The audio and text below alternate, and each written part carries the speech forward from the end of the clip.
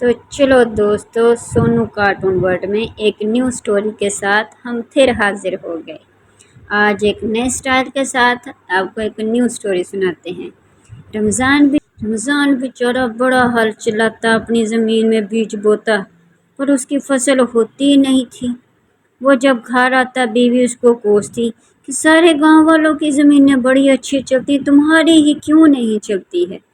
اور وہ بیچارہ آنکھیں جھکا کے کہتا، پتہ نہیں، میرے تو نصیب ہی ایسے ہیں۔ تم دعا کرو، کوئی وظیفہ کرو کہ ہماری زمین پر بھی کوئی فصل اگائے۔ وہ بیچارہ بڑا پریشان، بیوی بھی اس کی بڑی پریشان رہتی تھی۔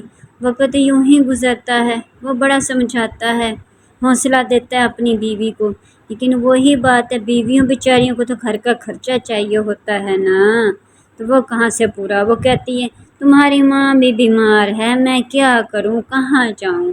وہ بیچارہ پریشان ہو جاتا ہے، کہتی دوائی کے پیسے بھی نہیں ہیں، تمہیں سمجھ ہی نہیں آتی، گھر کا راشن بھی نہیں چلتا۔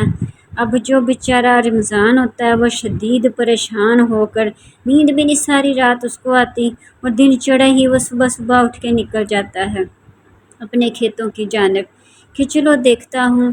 اس کا ایک نیبر ہوتا ہے، نیبر اس کا جو ہوتا ہے وہ بڑا ہی اس سے چلتا ہے، وہ جان بوجھ کے آگ لگاتا ہے باتوں سے، اور رمضان کو بھی بالکل یہ کاشف نہیں بھاتا، کیونکہ وہ ہر بات میں جلتی باتیں کرتا ہے، حسد کرتا ہے، اور اس کو جان بوجھ کے کہتا ہے کہ تمہارے کھیت میں تو اب کی دفعہ بھی فصل نہیں اگتی، ایسی باتیں کرتا ہے۔ رمضان بیچارہ اس کا منہ دیکھتا ہے کہ اس کو شرم ہی نہیں آتی ہے، میرے غریب کے تو کھیتوں میں فصل نہیں اگتی، تو اوپر سے یہ جلتی کے اوپر اور تیل چھڑکتا ہے، تو وہ بیچارہ پریشان، کیونکہ دوستو خوشی میں سارے ساتھ دیتے ہیں، لیکن غمی میں کوئی ساتھ نہیں دیتا۔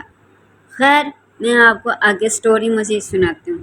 پھر کیا تھا، پھر اس کا دوست اس کا مذاق اڑا کے تو چلا جاتا ہے۔ وہ بیچارہ پریشان سا کو اس کا منہ دیکھ کے واپس اپنے کھیت کی جانب آ جاتا ہے۔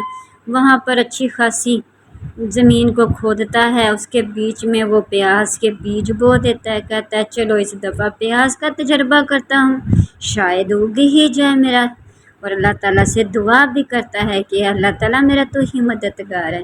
اتنا کہہ کے وہ گھر آ جاتا ہے، گھر آتا ہے، دیکھتا ہے ماں اس کی بیٹھی ہوتی ہے۔